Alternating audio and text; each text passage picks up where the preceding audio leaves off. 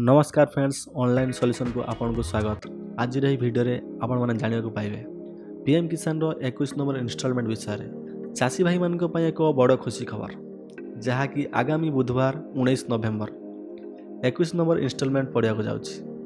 आपण माने जानिथिबे 20 number instalment रे किछि चासी भाई बाद पड़िथिले, जे मान करे ई केवाईसी प्रॉब्लम थिला, डेबिट लिंक कटि जाइतिला। आउ किछि चासी भाई ई केवाईसी ठीक थाई मध्ये से माने 20 नंबर इंस्टॉलमेंट रू बाद पड़िथिले, सेमानकर होल्ड हो जाइतिला। ताहले आसंत जानिबा केउ चासी भाई मानकर 21 नंबर इंस्टॉलमेंट पाया पई योग्य।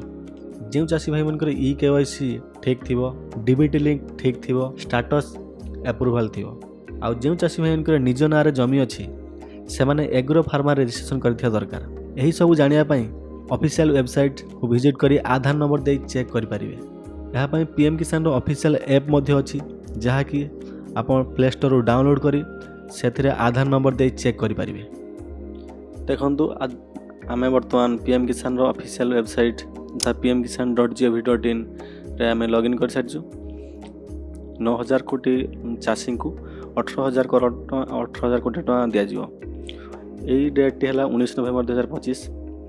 जेमते कि को माने एथरे एलिजिबल जो को माने पाइबे 21 नंबर किस्ती को माने पाइबे। बहुत सारा न्यूज आछि जहा कि ब्लॉक लेवल रे कौन सी लिस्ट आछि जहा कि को मान कटि जाइछि एलिजिबल कि नाही। तेणु आपण कोन करिवे, आपण कोन चेक करिवे। तेणु आपण जो ई केवाईसी एथरे जो ऑफिशियल वेबसाइट रे आसी के ई केवाईसी जो अछि ई केवाईसी रे आधार नंबर देई आपण चेक करि परिवे।